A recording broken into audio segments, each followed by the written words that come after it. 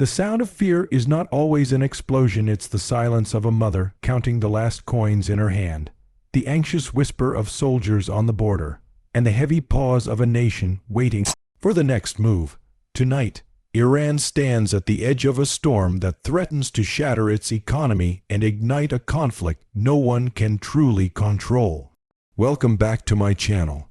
The United Nations snapback sanctions have slammed back into place, hitting Iran like a tidal wave. These measures are not just lines of text on international agreements. They are lifelines cut short.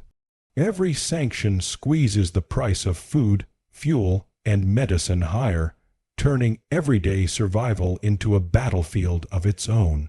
Markets tremble, the currency bleeds value, and ordinary families feel the chokehold long before diplomats finish their speeches.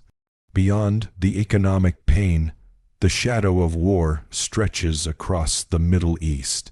Iran's military technology is evolving under pressure. New drone swarms, missile upgrades, and cyber warfare units are quietly shifting the balance of power. Each test launch sends a message not just to Washington or Tel Aviv, but to every rival watching the Gulf waters.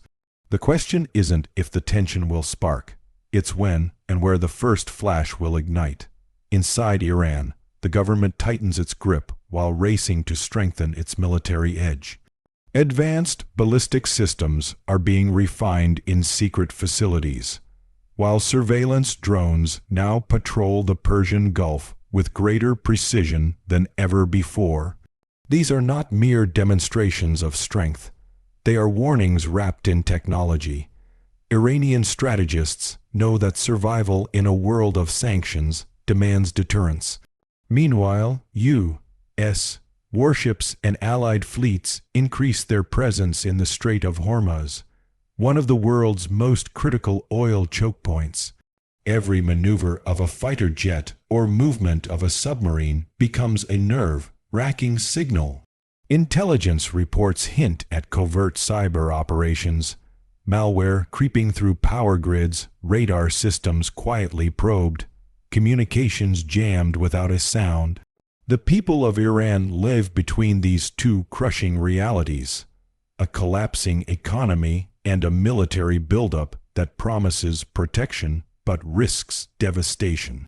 Shops struggle to keep goods on their shelves, while young Iranians scroll through news feeds filled with footage of missile tests and foreign naval drills. The fear is not abstract. It is personal, lingering in every empty refrigerator and every sleepless night. Beyond Iran's borders, the world watches with uneasy fascination. Global markets brace for oil shocks, while rival powers exploit the chaos to test new alliances and weapons of their own.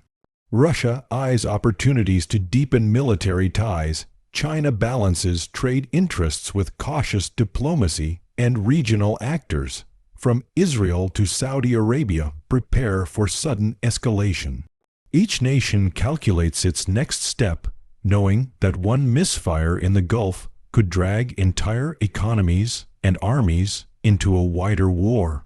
Inside Tehran, leaders vow resilience, promising that sanctions will only strengthen national unity.